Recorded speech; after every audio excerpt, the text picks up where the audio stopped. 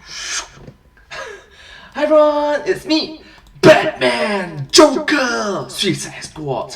What are the similarities?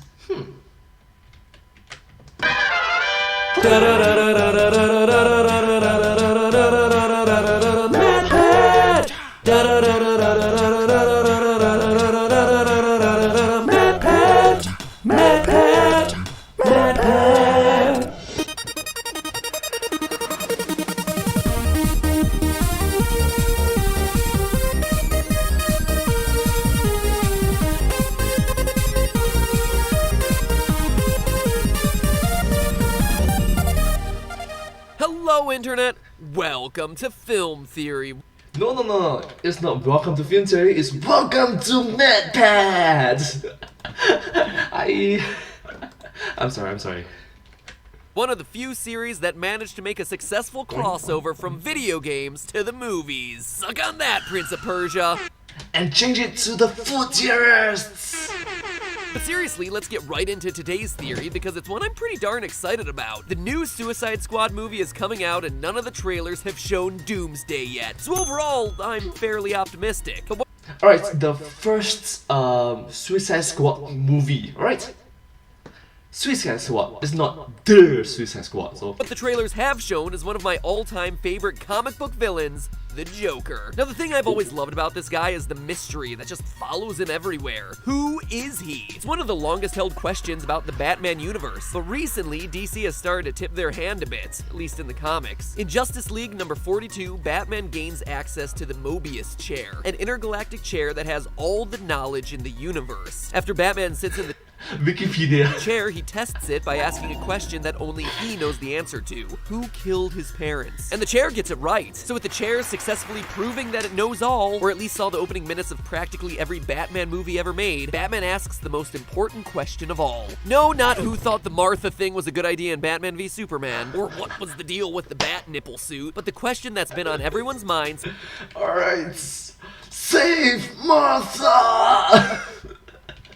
Since the earliest days of the comics, who is the Joker? We actually don't get to hear the Mobius chair's answer, only Batman's stunned reaction. Then, 8 issues and a year later in Justice League number 50, we finally learn what the Mobius chair told Batman. Now, if you thought Game of Thrones has frustrating cliffhangers, then you're gonna love this one. In the issue, Batman reveals that the Mobius chair told him that there were not one, not two, but 3 different Jokers. What? Way to milk it, DC. And of course, the internet lit up with theories. No Batman character was safe. Alfred, clearly the Joker. Robin, also the Joker. Batman himself, somehow still the Joker. But your guess as to why is just as good as mine. So yeah, that's all well and good, but to me, the coolest part of this reveal wasn't so much the implications for the comics, but rather the implications for the movies. Because if there are 3 Jokers in the comics, could there also be 3 different Jokers in the DC film universe? Now that's not as ridiculous as it sounds. Just look at the man behind all of this, Jeff Johns. He's a legendary comic writer and wrote Justice League number 42 and number 50. The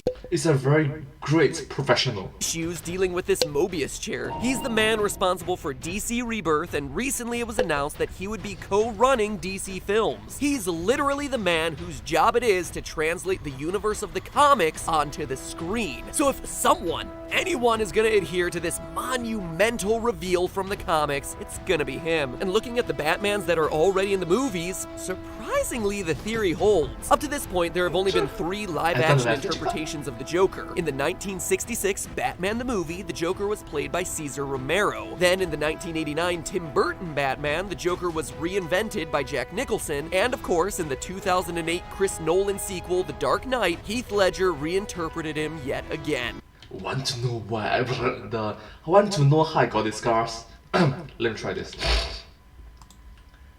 Want to know how I got that? How does he even say those words? Sure, there have been animated versions of the character sprinkled in throughout, but in terms of just live action, it's a perfect fit. But those are all the Jokers of the past. We now have the inclusion of Suicide Squad and its new Joker played by Jared Leto. That makes 4 different live-action Jokers, so what gives? Well, what if it turned out that Jared Leto's Joker wasn't a new Joker, but instead picking up the baton for one of the ones we've already seen in the past? It'd be a huge deal for the cinematic DC universe, but it begs the question, which one would he be? And is there even any proof that this assertion is even worth testing? Well, to find out for sure, we'll need to know a little bit more about the other 3 Jokers and see how the Batman comic and movies collide.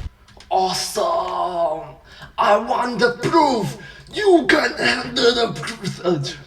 Alright, you can handle the truth. Sorry. The history of comics can be divided into 4 distinct periods. The Golden Age of 1938 to 1950, the Silver Age of 1956 to 1970, the Bronze Age of 1970 to 1985, and the Modern Age of 1985 to today. And comics changed a whole bunch across those different ages, and along with them, portrayals of the Joker. Now, the Golden Age was when the first superhero comics, like Superman, Batman, and Wonder Woman, were first being published. They became really popular right after the Great Depression and during World War II. World War II. So back then it was more towards comic relief from all the real life shoot, real life people dying. So yeah.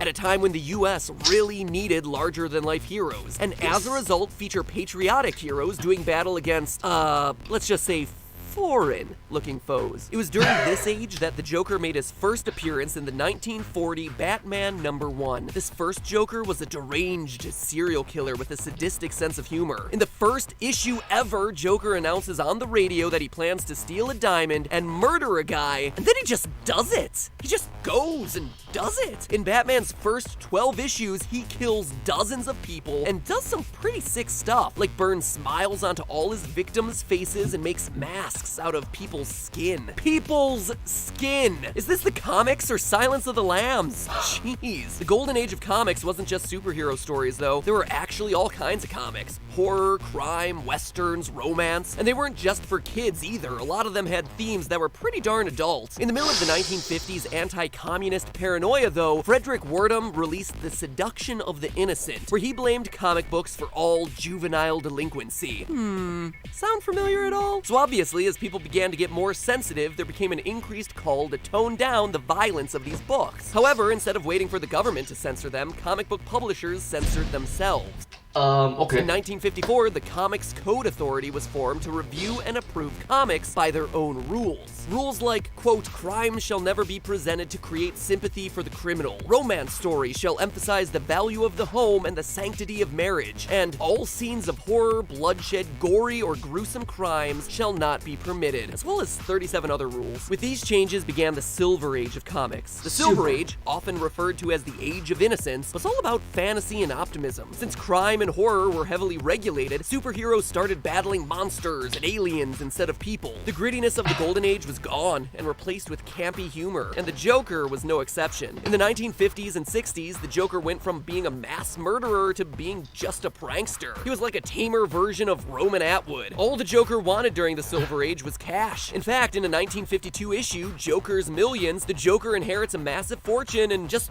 retires from crime altogether. Peace out, guys, I'm done. What? Until, of course, it turns out that the whole fortune is counterfeit. I hate when that happens. The Joker here never kills or even harms anyone. It's like Looney Tunes with Elmer Fudd and Bugs Bunny, where he just basically gets out pranked by Batman. This is also the time when he got all his gadgets: hand buzzer, spitting flour, trick guns, even his own car, the Joker-mobile. It took 20 years, but eventually people got sick of the saccharine Comics Code Authority and basically stopped following it, ushering in the Bronze Age.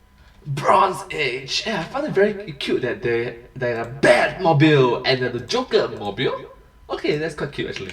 Now, the Bronze Age of comics brought the medium back to a place where it could address social issues and return them to their darker roots. This is where Iron Man dealt with alcoholism, Spider-Man's girlfriend Gwen Stacy died, and the Joker became a murderer once again. Yay! The difference between this and the Golden Age, though, is that now there was a big emphasis on the psychology of these characters. For instance, in 1973's The Joker's Five-Way Revenge, the Joker escapes from an insane asylum and systematically kills the 5 men who ratted him out. This new version of the Joker emphasized his insanity and mental instability. Why do you call it... I know back in the days... but why not you just call it medical facility? Don't call it insane asylum. Come on. Instead of being an evil master criminal or a goofy prankster, the new Joker is a mentally ill psychopath who chooses not to control his own actions. The modern age of comics doubled down on this dark and gritty imagery. The best example is The Dark Knight Returns, which was a comic before it was a movie. Surprise! And just like the movie, the comics emphasize the fact that the Joker can't function or practically even exist without Batman as his counterpart. The yin to his yang. All of this should be sounding familiar. So we have 3 ages of comics and 3 Jokers. The criminal mastermind, the goofy prankster, and the psychopath. When Jeff Johns announced that there were 3 different Jokers in Justice League number 50, he was basically explaining away how the character has evolved over the past 80 years. It can be interpreted that the 3 Jokers of the Gold, Silver, and Bronze Modern Age have now just become their own separate characters. But if it's true in the comics, does it also work in the movies? Surprisingly, yes. Because when you look at it, the 3 film versions of the Joker seamlessly correspond to the 3 comic versions. The 1966 Cesar Romero Joker is the Silver Age one, a goofy prankster with crazy schemes, constantly outwitted by Batman. Romero's Joker isn't a murderer or a sadistic madman, he's just a thief, obsessed with robbing banks and art museums. And much like the Silver Age Joker, Romero's version uses a variety of gadgets. A lot of gadgets and pranks. Gadgets for pranking. Pranking using gadgets, so yeah.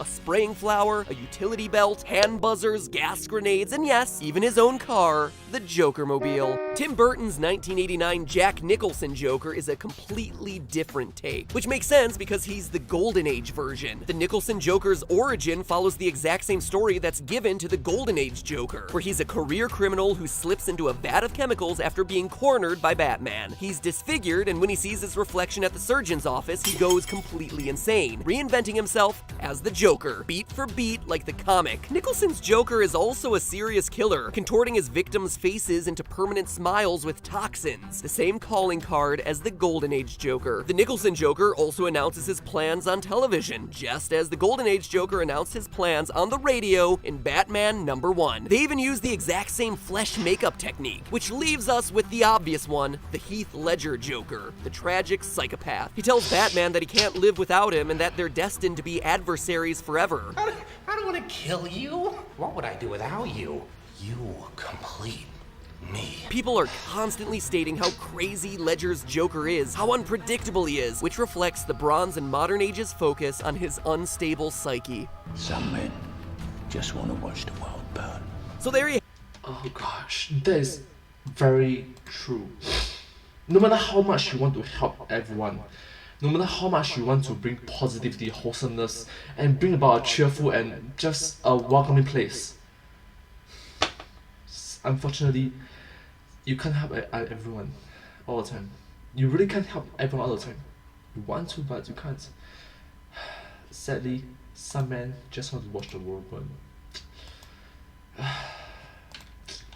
have it. All 3 Jokers fit cleanly into the 3 Joker comic model. But then that prompts the question. Now that Jared Leto is playing the Joker in Suicide Squad, is he a whole new character, or which Joker line would he be continuing? Are we actually gonna be getting to Suicide Squad now? Mobius Chair, tell me, who is Jared Leto's Joker? Mobius Chair! What? Are you sure? No, I'm not questioning you, but what sort of proof do you have? Huh.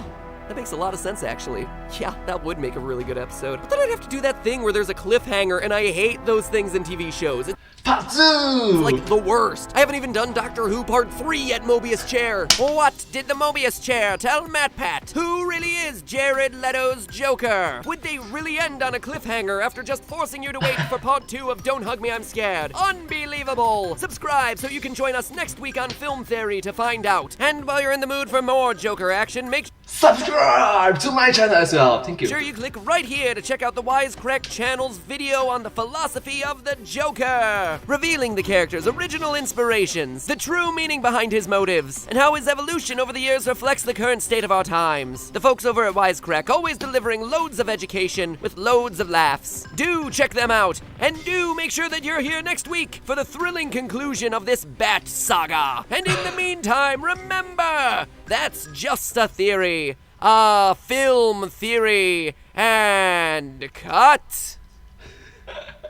I really like it that instead of the But hey, that's just a theory, a film theory, and God, they do it in such a funny, goofy way. So yeah, I'm gonna try later. Thank you so much for watching this video. I hope that you find this video very interesting and unique to watch. If you do like this video, please remember to like, share, and subscribe to my channel and comment down below if you feel things share with us. Don't forget to follow my channel and I hope to see you in my next video. Thank you so much for being so supportive and encouraging to my work. And yeah, here I go. And remember, that's just a theory, a film theory, and cut! Oh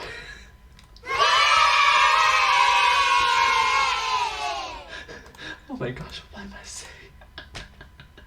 And I hope to see you in my next video. Bye bye! Don't forget to subscribe as well. Thank you so much, all of you.